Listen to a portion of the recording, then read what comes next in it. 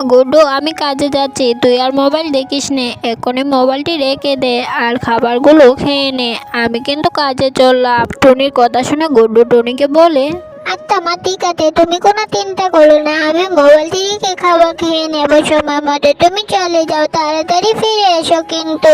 এই বলে টুনি গুড্ডুকে ডেকে কাজে চলে যায়। আর এদিকে গুড্ডু খাবার দাবার না খেয়ে সারাক্ষণই মোবাইল দেখতে থাকে। হঠাৎ করে তার মোবাইলে আগুন ধরে যায় আর টিঙ্কু সেখানে মারা যায়। কিছুক্ষণ পর টুনি বাসায় ফিরে আসে, এসে দেখে তার চেনা গুড্ডু মারা গিয়েছে।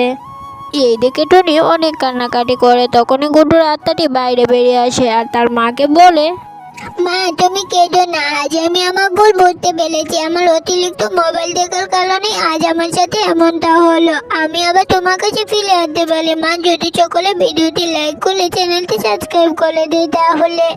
এক্ষুনি কি বিদ্যুৎটা যাওয়ার ছিল? আমার মোবাইলে কত দরকারি ভিডিও দেখছিলাম, মোবাইলটাতে চার্জও শেষ হয়ে গিয়েছে, তাহলে আমি চার্জ দিব কিভাবে?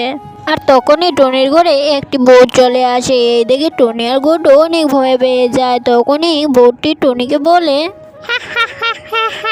যা তাড়াতাড়ি করে গিয়ে আমার জন্য বিরিয়ানি করে নিয়ে আয়, না হলে তোদের দুটোকে আমি খেয়ে নেব।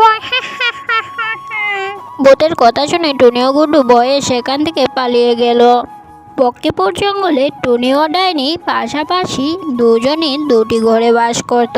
টুনি ও ডাইনি ছিল খুবই ভালো বন্ধু। তারা দুজনেই একসাথেই খাবার করতে যেত, আবার একসাথেই ফিরে আসতো।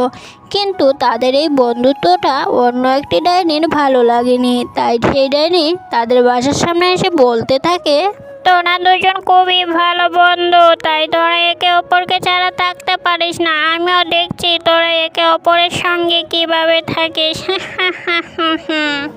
এই বলে ডাইনিটি তার মুখ থেকে আগুন বের করে ডাইনির বাসাতে আগুন লাগিয়ে দেয়। আর কিছুক্ষণ পর ডাইনি ও টুনি বাসায় ফিরে আসে, এসে দেখে ডাইনির ঘরটিতে আগুন লেগে গেছে। তাই ডাইনি খুব কান্নাকাটি করতে লাগে। তখন টুনি বলে, বন্ধু, তুমি কেঁদো না, আজ থেকে তুমি আমার সাথেই থাকবে আর আমরা দুজনে খুব মজা করব। বন্ধুরা, আমার বন্ধুর ঘরটা কে আগুনে জ্বালালো কমেন্টে জানাতে ভুলো না। আমাদের দুই বন্ধুর গল্প ভালো লেগে থাকলে ভিডিওটি লাইক করে চ্যানেলটি সাবস্ক্রাইব করে দিও।